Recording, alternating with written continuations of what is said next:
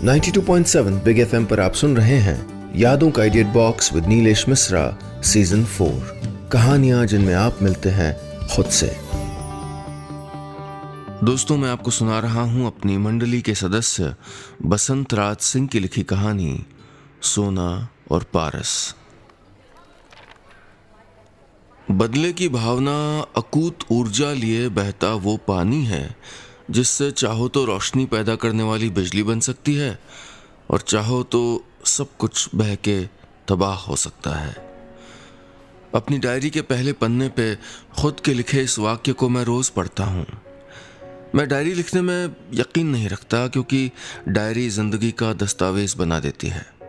जिंदगी दस्तावेज में जमा किए गए लम्हों का तालाब नहीं, यादों में बसते और भूलते बिसरते समय की नदी है। डायरी लिखना वो लंगर है जिसके सहारे मैंने अपने बदले की भावना को बह जाने से बचा के रखा है। रोज कुछ पन्ने लिख के बदले की बेचैनी में गांठ लगाता हूँ। गिरीश, कोई भी सफलता सिर्फ मेहनत और लगन के बलबूते नहीं मिलती है। लगन और मेहनत के घोड़े को रणनीति की लगाम से ठोस दिशा देनी होती है। मैं गिरीश को विजयी होने का खुला राज बता रहा हूँ। गिरीश ग्रेजुएशन करने के बाद अधिकारी स्तर की प्रतियोगिता परीक्षा की तैयारी करता है। कल उसकी मेहनत का रिजल्ट आने वाला है। उसके रिजल्ट से मेरे धैर्य और लगन का भी रिजल्ट आ जाएगा। गिरीश मेरे साथ रहता है। मैं दिल्ली में रहता हूँ। भारतीय विदेश सेवा यानी इंडियन फॉरेन सर्विस में ग्रेजुएट लेवल क्लर्क की नौकरी करते हुए मुझे 4 साल हो गए हैं। दिल्ली के एक पॉश इलाके में आलीशान सरकारी फ्लैट है। दफ्तर जाने वहाँ से आने के लिए बस आती है। विदेश विभाग में मेरा सीनियर क्लर्क होना इत्तेफाक नहीं है, प्रवेश परीक्षा की सुनियोजित तैयारी और लगन का नतीजा है। चंदन भैया, सो जाइए, कल दफ्तर नहीं जाना क्या? गिरीश ने टोका। रिश्ते में मैं गिरीश का भाई नहीं, चाचा लगता हूँ। अपना खास चाचा भी नहीं, रिश्ते का चाचा। लेकिन गिरीश मुझको भैया ही बुलाता है। उसके अनुसार मैं देखने में चाचा की तरह नहीं, भैया की तरह लगता हूँ। दरअसल मैं गिरीश की उम्र से कोई खास बड़ा नहीं हूँ। छोटी उम्र के बच्चे भी किसी के चाचा मामा हो सकते हैं। चाचा मामा होने के लिए उम्र में बहुत बड़ा होना ज़रूरी नहीं है। हाँ, मौसा फूफा होने के लिए उम्र में बड़ा होना ज़रूरी है। ठीक ठीक रिश्ता समझाऊँ तो गिरीश मेरी मौसी का पोता मतलब ग्रैंडसन है। मेरी मौसी के 2 लड़के हैं, बड़े चितरंजन और छोटे मनोरंजन। गिरीश मनोरंजन भैया का लड़का है। चितरंजन भैया का भी एक लड़का है, अंकित। अंकित भी मुझे गिरीश की तरह भैया ही बुलाता है। हमारी पीढ़ी और मौसी की पीढ़ी में अच्छा खासा उम्र का अंतर है। आज की तारीख में मौसी की तीसरी पीढ़ी, उनके पोते और मेरी माँ की दूसरी पीढ़ी यानी मैं, उम्र की समय रेखा पे लगभग समकक्ष हैं। मैंने गिरीश को अपने साथ रख के उसकी मेहनत को दिशा दी है। गिरीश के कल आने वाले रिजल्ट को जानने के लिए मैं भी बेताब हूँ। मैं हर हाल में गिरीश को सफल होते हुए देखना चाहता हूँ। उसकी सफलता जहाँ उसके लिए खुशियाँ लाएगी, वहीं मेरे लिए सुकून। गिरीश की सफलता मुझे 6 साल पहले चितरंजन भैया से मिले अपमान की टीस से मुक्त कराएगी। 6 साल गुजर गए हैं, लेकिन लगता है जैसे कल की ही बात है। बदले की भावना में इंसान कभी उस समय से आगे नहीं बढ़ पाता जिस पल बदले की भावना मन में घर बनाती है।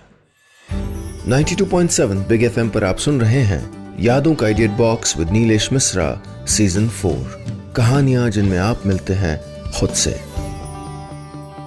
दोस्तों, मैं आपको सुना रहा हूं अपनी मंडली के सदस्य बसंत राज सिंह की लिखी कहानी सोना और पारस।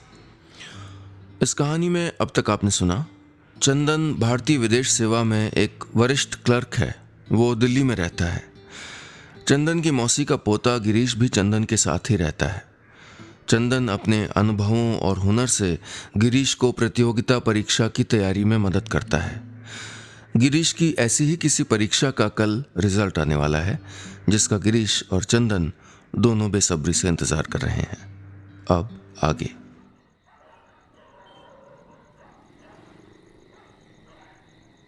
मैं बिछावन पर लेटा हूं। नींद का नामो निशान नहीं है। सामने टेबल पे 6 साल की 6 डायरी पड़ी हैं। जिंदगी के कई पन्ने जहन में पीछे की तरफ पलटते जा रहे हैं।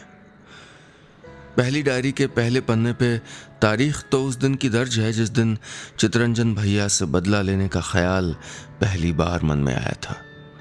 लेकिन किस्सा जरा और पीछे से है। अपना ग्रेजुएशन ख़त्म करने के बाद समझ नहीं आ रहा था कि आगे क्या करूं। कुछ सलाह मशवरा, कुछ उधेड़ बुन के बाद किसी अच्छी यूनिवर्सिटी के अच्छे कॉलेज से एमए करने का फैसला किया था। धैर्य से तैयारी करने में मैं शुरू से होशियार था। दिल्ली के एक अच्छे कॉलेज में दाखिला भी मिल गया। झारखंड के एक छोटे शहर से निकल के दिल्ली जाके पढ़ना अपने आप में खुशी से गुदगुदाने वाला एहसास था। हमारे परिवार से दिल्ली तब तक कोई नहीं गया था। नए नए शहर में जाके रहने का इंतज़ाम करना, ये काम हकीकत में कितना बड़ा था पता नहीं, लेकिन सोचने में तो बहुत बड़ा था। हम सपरिवार अपने दिमाग में दिल्ली में रहने वाले रिश्तेदारों की तलाश करने लगे। ना पास तो दूर का ही रिश्तेदार, ना रिश्तेदार तो जान पहचान वाला ही सही, कोई गांव वाला, मोहल्ले वाला ही निकल आए। लेकिन कोई याद नहीं आया। दिल्ली जाने का वक्त नज़दीक आ रहा था और वहाँ ठहरने का कोई इंतज़ाम नहीं था। कमाल था कि हम आस पास दूर हर जगह जान पहचान की तलाश कर रहे थे, लेकिन किसी धर्मशाला या होटल में रहने का ख्याल कभी नहीं आया। किसी शहर में जाके होटल में रहने का ख्याल कभी आता भी नहीं है। घर में हमेशा ढूंढ के कोई न कोई परिचय निकालने की ही परंपरा थी। सबके मायूस चेहरे मुस्कुराने लगे थे जब पता चला था कि सबसे बड़ी मौसी के बड़े बेटे चितरंजन भैया का ट्रांसफ़र दिल्ली हुआ था और वो 1 हफ्ते पहले ही सपरिवार शिफ्ट भी हो गए थे। चितरंजन भैया का ख्याल आते ही गले की गर्मी बढ़ गई है। प्यास महसूस हो रही है। सिरहाने पानी नहीं था, पानी लेने के लिए बिस्तर से उठा हूँ।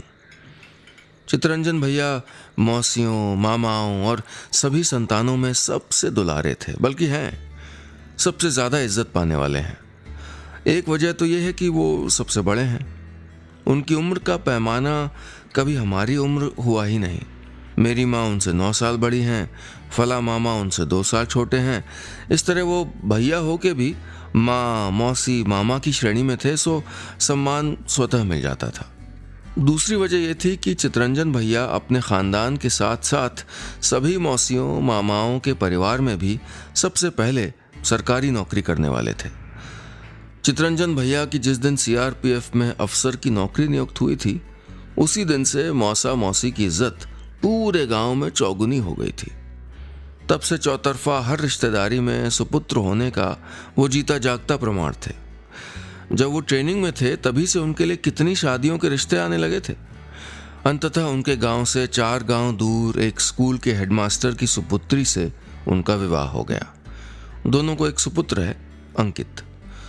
सुपात्रता की जिस परंपरा की शुरुआत चितरंजन भैया ने की थी, तब से वो उनके साथ ही चिपकी हुई है। उनके विचार सुविचार होते हैं, उनके कर्म सुकर्म, जो कहें सही, जो करें सही। घड़ी देखी, रात के 2 बज रहे हैं। आंख में नींद का नामो निशान नहीं है। सुइयों की तरह एक एक याद टिक टिक करती दिमाग पे दस्तक दे रही है।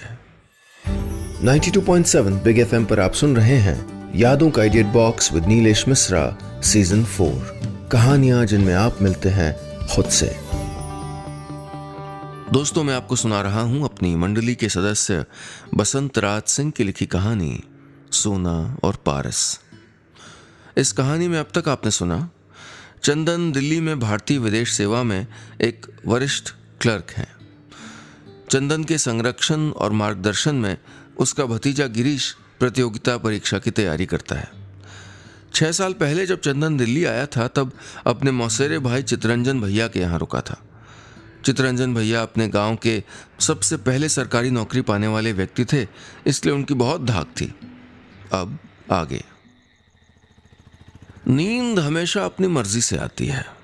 वो स्वामिनी है, दासी नहीं। आदेश नहीं लेती है, मिन्नतें करवाती है। लेकिन आज मैं मिन्नतें नहीं कर रहा, दरअसल कुछ नहीं कर रहा, बस पुरानी बातों में बह रहा हूं। पीछे मुड़ के तब के खुद से अब के खुद का सफ़र देख रहा हूँ। चितरंजन भैया के दिल्ली में होने की खबर सुन के बाबूजी ने अपना सफ़र स्थगित कर दिया था। बाबूजी पहले मुझको छोड़ने दिल्ली मेरे साथ जाने वाले थे। उनके अनुसार चुन्नू भैया के दिल्ली में होने से उनको जाने की कोई ज़रूरत नहीं थी। चितरंजन भैया रिश्तेदारों में चुन्नू भैया के नाम से जाने जाते हैं। उनका असली नाम चितरंजन लेना बेअदबी समझा जाता है। चितरंजन नाम से सिर्फ उनके ऑफिस के दोस्त बुलाते थे। ऑफिस के दोस्तों के लिए रिश्तेदारी वाला नाम चुन्नू बुलाना बेअदबी था। अंकित पापा बुलाता था, भाभी ए जी। ऑफिस के दोस्त भैया के घर पे कम ही आते थे, इसलिए जब वो आने के बाद पूछते थे कि चितरंजन है क्या, तो दरवाज़ा खोले चुन्नू नाम सुनने की अभ्यस्त भाभी को सोचने में ज़रा वक्त लगता था। भाभी के ज़्यादा वक्त दरवाजे पे खड़े होने से भैया कुड़ जाते थे। भैया कुड़ते हैं, गुस्सा नहीं होते हैं। उनके अनुसार गुस्सा होना असभ्यता है। भैया का कुड़ना सिर्फ उनके साथ कुछ दिन रहे लोग ही समझ सकते हैं। अब भी अच्छे से याद है, दिल्ली स्टेशन पहुंचने पे मैंने भैया को फ़ोन किया था। फ़ोन भाभी ने उठाया था। भैया के पास एक ही मोबाइल फ़ोन था जिसको वो घर पे छोड़ के जाते थे।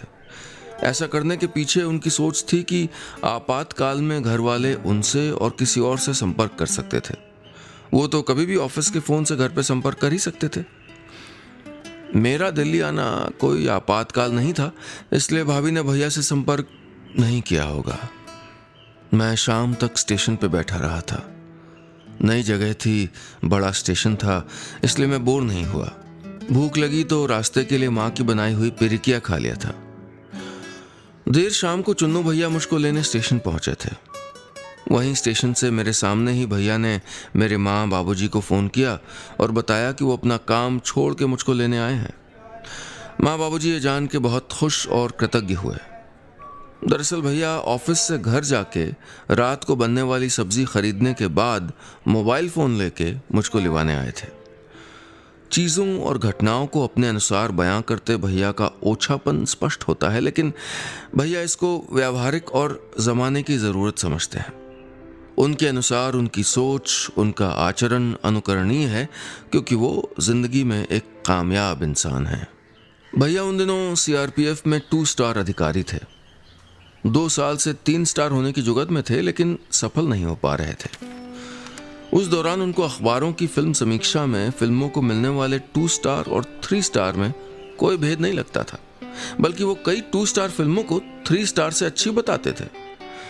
चूंकि ये मामला निहायत व्यक्तिनिष्ठ है, इसलिए कोई भैया की बात पे सवाल खड़े नहीं करता था। दरवाज़ा खुलने की आवाज़ ने मुझको वर्तमान में खींचा है। शायद गिरीश बाथरूम जाने के लिए जगा था। मैं तो जगा ही हूँ। अपमान के घूंट ने चैन से कभी सोने ही नहीं दिया। 92.7 बिग एफएम पर आप सुन रहे हैं यादों का edit box with Nilesh Mishra season 4, कहानियां जिनमें आप मिलते हैं खुद से। दोस्तों, मैं आपको सुना रहा हूं अपनी मंडली के सदस्य बसंत राज सिंह की लिखी कहानी सोना और पारस। इस कहानी में अब तक आपने सुना, चंदन दिल्ली में भारतीय विदेश सेवा में वरिष्ठ क्लर्क है। चंदन के संरक्षण और मार्गदर्शन में उसका भतीजा गिरीश प्रतियोगिता परीक्षा की तैयारी करता है। कल गिरीश का रिजल्ट आने वाला है। चंदन अपने चितरंजन भैया के हाथों अपमान की कहानी याद कर रहा है। 6 साल पहले दिल्ली आया चंदन अपने मौसेरे भाई चितरंजन भैया के यहाँ रुका था। चितरंजन भैया अपने गांव के पहले सरकारी नौकरी करने वाले व्यक्ति थे, इसलिए उनकी बहुत धाक थी। मन ही मन कोढ़ना और बिना कोई सहयोग या मदद किए भी उस मदद या सहयोग का क्रेडिट लेना चितरंजन भैया की फितरत है। अब आगे। नींद न आने पे बहुत देर तक बिछावन पे लेटे रहने से बेचैनी बढ़ जाती है। मैं बिछावन पे ही उठ के बैठ गया हूं। मन में यादें भी उठ के बैठ गई हैं। दिल्ली पहुंचने के अगले दिन ही मैंने कॉलेज में दाखिला ले लिया था। दाखिले के दिन चितरंजन उर्फ चुन्नू भैया भी साथ आए थे। वो कॉलेज को देख के मेरी सफलता को आंकना चाहते थे। उन्होंने मेरे माँ बाबूजी को कॉलेज से ही फ़ोन करके बताया कि उन्होंने मेरा दाखिला अच्छे से करा दिया है, जबकि उन्होंने कॉलेज तक पहुँचने के लिए साथ आने के अलावा कुछ भी नहीं किया था। गांव में, रिश्तेदारों में चुन्नू भैया की खुद से बनाई अपनी एक अदृश्य सल्तनत है जिस पे वो अपनी ऐसी ही ओछी क्षुद्र हरकतों से सर्वमान्य सर्वकालिक बादशाह होने का एहसास पाते हैं। मुझे न तो किसी बादशाहत की तमन्ना है, न ही मेरा ख्वाब कोई सल्तनत है, इसलिए मैं भी सल्तनत की खुश प्रजा होता हूँ। लेकिन ये मेरी सोच थी। चित्तरंजन भैया के अनुसार मैं उनकी सल्तनत में सेंध लगा चुका था। अभी तक वो हर बात में प्रथम थे। गांव में, रिश्तेदारों में प्रथम ग्रेजुएट, प्रथम सरकारी नौकरीशुदा। लेकिन अब कुछ मामलों में मैं प्रथम था, जैसे दिल्ली से प्रथम पोस्ट ग्रेजुएट। अपने परिवार, घर, समाज का नाम रोशन कर दिया तुमने चंदू भाई, वाह। मेरे कॉलेज, उसकी भव्यता, उसकी प्रासंगिकता देखने समझने के बाद ये पंक्तियां चुन्नू भैया न जाने कितनी बार दोहरा चुके थे। एक बार कही जाए तो तारीफ होती है, बार बार बेमौके दोहराई जाने वाली तारीफ कहने वाले के दिल की फांस होती है। मैंने हॉस्टल के लिए आवेदन कर दिया था। हॉस्टल मिलने में भी कई चौंचले थे। मसलन आवेदक का स्थायी निवास कॉलेज से कितनी दूर है, आवेदक के माता पिता क्या करते हैं, आवेदक का कोई सगा संबंधी कॉलेज के शहर में है कि नहीं। खैर, आवेदन कर दिया था और हॉस्टल अलॉटमेंट की लिस्ट आवेदन के 15-20 दिन बाद आने वाली थी। चुन्नू भैया को दिल्ली के पॉश इलाके में 2 कमरे और एक हॉल का सरकारी फ्लैट मिला था। घर में कुल 3 कमरों के लिए 3 लोग थे। मेरे आने के बाद लोग 4 हो गए थे। नहीं, अब भी 3 ही थे। भैया भाभी को अलग अलग गिनना गलत था, उनको गिनती में एक ही रखना था। एक कमरा भैया भाभी का था, एक अंकित का। मुझे अंकित के कमरे में जगह मिली थी। मेरे आने से भैया के घर में कोई खुशी नहीं टपकी थी, बल्कि माहौल सख्त ही हुआ था। मैं रिश्तेदारों, परिचितों के घर मिलने वाले ज़रा सा सख्त माहौल से परिचित था। ये सख्त माहौल इशारा करता है कि आपके आने से घर का माहौल अव्यवस्थित हुआ है, यथाशीघ्र वापस चले जाइए। लेकिन चुन्नू भैया के यहाँ इस माहौल की उम्मीद नहीं थी। बहरहाल मैं सब कुछ समझ के भी अनजान था। मैं हॉस्टल की लिस्ट आने के इंतज़ार में था। अगर हॉस्टल मिल गया तो ठीक, नहीं तो कॉलेज के आसपास ही कोई कमरा किराए पे ले लेने का विचार था। हॉस्टल की लिस्ट के इंतज़ार के साथ साथ मैं रोज़ कॉलेज के बाद कॉलेज के आसपास कमरा ढूंढता भी था। जिस अपने के घर में रह रहा था वो तो घर था नहीं। अब मैं एक घर की तलाश में था। 92.7 बिग एफएम पर आप सुन रहे हैं यादों का edit box with Nilesh Mishra season 4, कहानियां जिनमें आप मिलते हैं खुद से। दोस्तों, मैं आपको सुना रहा हूं अपनी मंडली के सदस्य बसंत राज सिंह की लिखी कहानी सोना और पारस। इस कहानी में अब तक आपने सुना, चंदन दिल्ली में भारतीय विदेश सेवा में एक वरिष्ठ क्लर्क है। चंदन के संरक्षण और मार्गदर्शन में गिरीश यानी कि उनका भतीजा प्रतियोगिता परीक्षा की तैयारी करता है। गिरीश का कल रिजल्ट आने वाला है और चंदन को पुरानी बातें याद आ जाती हैं, उसके अपने ही चचेरे भाई के द्वारा हुए अपमान की बातें। 6 साल पहले चित्तरंजन भैया के यहाँ ठहरने का अच्छा अनुभव नहीं था चंदन का। मन ही मन कुढ़ना, बिना किसी सहयोग या मदद किए भी मदद या सहयोग का श्रेय या क्रेडिट लेना, यही आदत थी चित्तरंजन भैया की। और वो चंदन की सफलता से चिढ़ने लगे थे। अब आगे। भैया की असहजता दिनों दिन बढ़ती जा रही थी। मैंने लैपटॉप खरीद लिया था। ये देखने के बाद उन्होंने कई बार कहा था, अंकित कब से कंप्यूटर के लिए बोल रहा है, लेकिन मैंने नहीं लिया। ये एक तरह की फिजूल खर्ची है ना। चुन्नू भैया की असहजता अब स्पष्ट थी। वो हर उस बात से असहज हो रहे थे जो उनकी नज़र में उनको कमतर बना रही थी। धीरे धीरे वो पूरी तरह मुझसे ही असहज हो चुके थे। भाभी असहज भैया के असहज होने से होती थी और सहज अपने बक्से में रखी दर्जनों रंग बिरंगी बेशकीमती साड़ियों की गिनती बता के होती थी। मैंने उनकी साड़ियों को कभी देखा नहीं, क्योंकि वो हमेशा मैक्सी पहनती थी। उनकी अपनी रसोई की दुनिया थी, वो खुश थीं। 3 लोगों के परिवार में महीने का 5 लीटर तेल और 5 किलो चीनी बिना किसी सवाल के खर्च कर लेने की आज़ादी उनकी आज़ादी थी। लेकिन आजकल सवाल होने लगे थे। आज भिंडी क्यों बनाई? आज खाने के साथ दूध क्यों नहीं है? इन सवालों की भूमिका से शुरू हुई बात अंकित की डांट पे ख़त्म होती थी। घर में रहते हो, होटल में नहीं। घरेलू काम में मदद भी नहीं कर सकते? बाजार से ला नहीं सकते कुछ? भैया की बातों का स्पष्ट इशारा मैं समझता था। हालांकि भाभी जब भी कहती थी मैं बाजार से सामान ला देता था। माहौल बहुत अप्रिय हो चला था। मुझे बस हॉस्टल की लिस्ट का इंतज़ार था। लिस्ट में नाम आ जाए तो हॉस्टल जाऊं या फिर किराए के कमरे में। सुबह हो गई है। मेरे भतीजे गिरीश ने चाय के लिए पूछा है। मैं यादों के भंवर से एक पल के लिए बाहर आया हूँ। चाय पीते हुए मैंने टेबल पे रखी पहली डायरी का पहला पन्ना पलटा। 18 अगस्त 2008 की तारीख देखते ही वो दिन मेरे जहन में ताज़ा हो गया है। चितरंजन उर्फ चुन्नू भैया ऑफिस से आ गए थे। उनके आने के बाद मैं रोज़ उनको अपनी दिनचर्या बताता था। इससे उनको श्रेष्ठ होने का गौरव महसूस होता था। उस दिन भी मैंने बात की शुरुआत की थी। भैया हॉस्टल नहीं मिला।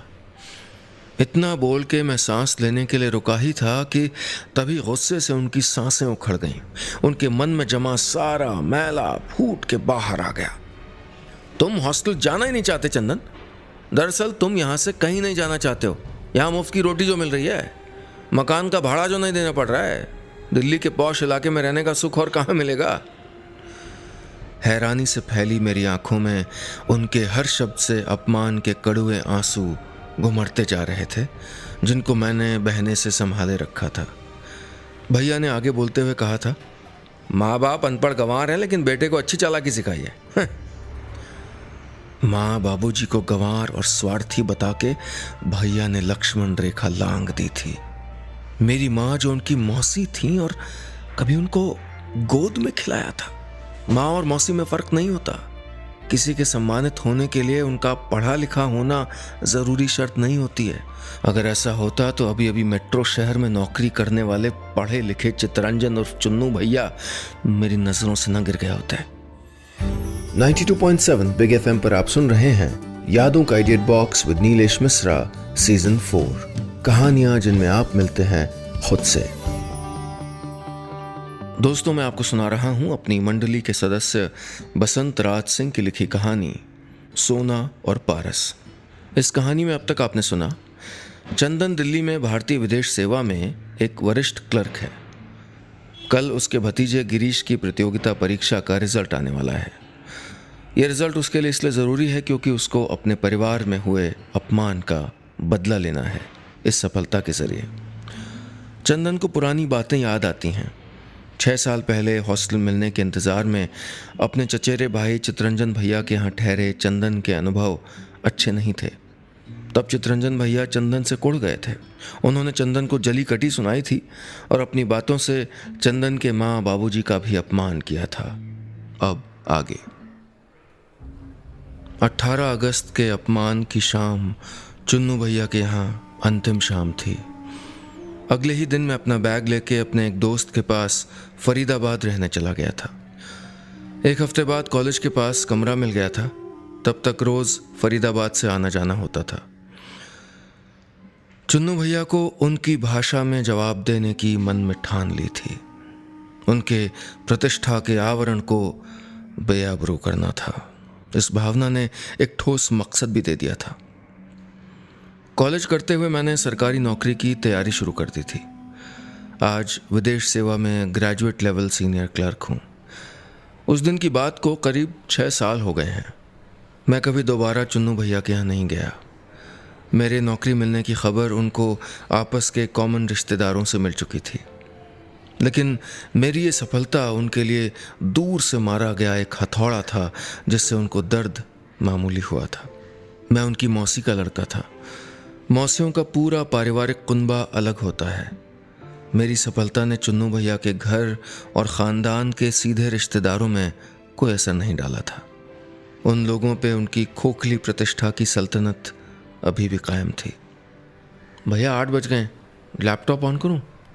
रिजल्ट आ गया होगा, गिरीश ने पूछा तो मैंने हाँ में सर हिलाया। मेरी धड़कनें लगभग खामोश हैं।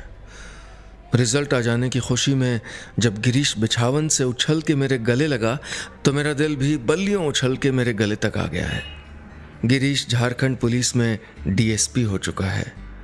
गिरीश उन्हीं चितरंजन भैया के छोटे भाई मनोरंजन भैया का लड़का है। बांध ऊंचा होने के लिए अपने अगल बगल की मिट्टी निकालता जाता है, उसके बगल में खाई बनती जाती है। चितरंजन भैया ने खुद ऊंचा बने रहने के लिए कभी अपने भाइयों को उठने नहीं दिया, लेकिन आज मैंने उनके ख़ास भतीजे को हर तरीके से उनसे ऊंचा कर दिया था। इसकी टीस उनको हमेशा महसूस होती रहेगी। चुन्नू भैया के अहंकार का जवाब मैंने गिरीश के रूप में दे दिया था, लेकिन एक बार उनसे रूबरू मिलना था। दिवाली में मैं गिरीश के पैतृक घर आया हूँ। गिरीश की सफलता से उसके पूरे गांव वाले गर्व महसूस कर रहे हैं। गिरीश के घर वालों के लिए दिवाली खास हो गई है। चुन्नू भैया भी आए हुए हैं। हम लोगों में बातचीत नहीं होती है। अब हम अभिवादन, आशीर्वाद का दिखावा भी नहीं करते हैं। दिवाली के दिए जल जाने के बाद रात के खाने के समय बड़े ताऊ ने सभी रिश्तेदारों के सामने चितरंजन भैया से कहा, चितरंजन, तुम अपनी सफलता से खुद को इतनी दूर कर लिए कि तुम्हारी सफलता की छाया कभी किसी तक पहुंच ही नहीं पाई। तुम्हारा ये मौसेरा भाई तो पारस निकला, जिसने छू के गिरीश को सोना बना दिया। चितरंजन भैया के ताऊ ने कितनी सटीक बात कही है। सच्चे मायनों में मैं आज सफल हुआ हूँ। असली कामयाबी वही है जिससे दूसरों को भी कामयाब होने की रोशनी मिले। अपने अंदर एक नए पेड़ बनाने के बीज रखना ही एक फल की सार्थकता है। बस इतनी सी थी ये कहानी। दोस्तों, कहीं जाइएगा नहीं, क्योंकि थोड़ी देर में वापस आता हूं लेके आपका पुराना पसंदीदा ऑडियो पोस्टकार्ड। सुनते रहिए यादों का idiot box with Nilesh Mishra season 4, कहानियां जिनमें आप मिलते हैं खुद से, सिर्फ 92.7 बिग FM पर।